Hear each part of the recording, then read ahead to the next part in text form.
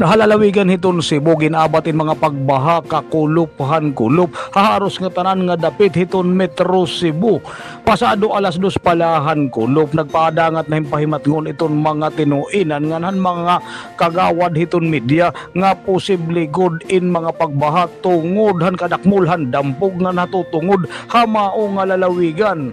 Kandila hinigin taktak gudman an oran nga hinmagusin sobra duha ka oras nakagpatik hin mga pagdaralwahin tubig didahang karsada sa lakot in mga lusak tikang didto han karsada han manipis Toledo Wharf Road ha syudad hiton Talisay samtang hapag-ultan naman hiton syudad hiton Cebu ngan hiton Mandawi nakadaliwat an haglarom nga mga pagbahahang karsada ngan haros diri na maagian. Abat gihapan mga pagbaha bugos nga Mandawi nga habugos nga syudad diton Lapu-Lapu. May mga nanhipatik gihap nga mga karsada nga waray ka agi inatungod hang kahaglarom han tubig sugad didto ha partida han Talisay City ngan didto liwat an urog ha syudad hiton Mandawi nga naging hinungdan liwat inihan pagbarahan trapiko ngan han pagka-stranded liwat han pera nga mga manarakay.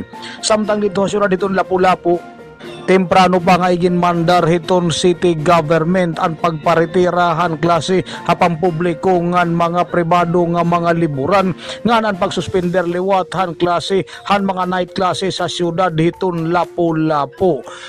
Samtang dayon naman nga nagpadara ang mga tagsa-tagsa nga local government unit hin mga behikulo nga mga mailob dinhan baha nga pwede masakyan han mga stranded nga pasahero.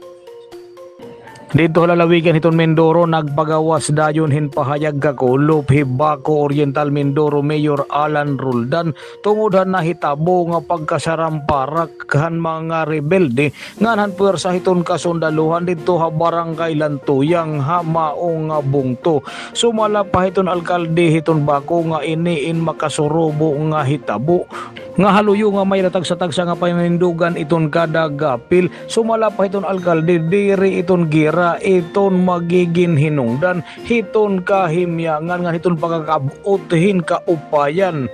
Oro importante iton kinabuhi ngan mabuhihin aada ha kahimyangan. Salit na nawagan dayon hi Mayor Roldan ha mga tawo nga may ada himbabaruan kabahin hini nga hitabo nga makigsumpayan ha mga otoridad ngan maging kalmadula haluyo hini nga mga panhitabo. Kung hinunumduman kakulupan agay ging kasaramparak ang puwersahan kasundaluhan ha mga rebelde dito ha sitio bituin barangay Lantuyang habong hiton Mako lalawig iton Oriental Mindoro kundi ito lunga kaapi iton Philippine Army ito naawat ang kinabuhi. Inihira Kapitan Marky John Alberto, Corporal Charlie Lagasi nga ni Private Julian Oracion. Hay ba pa nga sumat usa nga nagpipinanmutang hin mga ginaaligar mga malisyoso nga mga pahayag ha pinaagi hiton social media ingin sa laudan hin asunto nga cyber libel ni Governor Erico Omentado hiton lalawigan hiton Bohol. Ini nga gin sa laudan niya amo Willie Ramasola usa liwat ini nga tigsiring hanya na nga naglabay nga eleksyon nga waray pakadaog nga sumala pa hiton gobernador hiya iton gimbibi na suliwatan kaperdihan hini. Hapagatubang ang mga taga-media kakulop ni Governor Erico Aris Omentado iya naging sering nga ini nga unsi nga iya igin salawad nga asunto nga cyber libel na inuna pala ini nga gahin tungod nga may dapahini iba nga mga malisyoso nga mga pahayag ala kontra ha iya nga sumalapan abogado liwat ni Governor Omentado iniin mga personal na nga atake. Halain pa nga pahayag kan gobernador nga pagpinangaranan na lahiyahin kung ano-ano didahiton iya parte pagkatawo pananglitan iton pagiging iya kakalbo pero diri lahya pagnginaраnan hin usa nga kurap adis-adis nganhin iba pa nga mga igin pipinakaraot ha iya. Samtang sa social media post naman ni Willie Ramasola kakulog waray la ini magpatarantar ngan sumalapaya andam hiya atubangon ini nga igin salawad ha iya nga asunto nga cyber libel hiton gobernador hiton Bohol.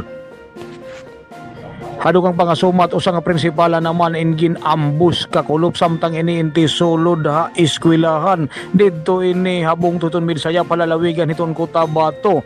Nakilala ini nga biktima nga hi Arlene Alcibar adan haigo nga pangidaron nga prinsipala hiton Agriculture Elementary School ha Barangay Agriculture habong to hiton Midsaya.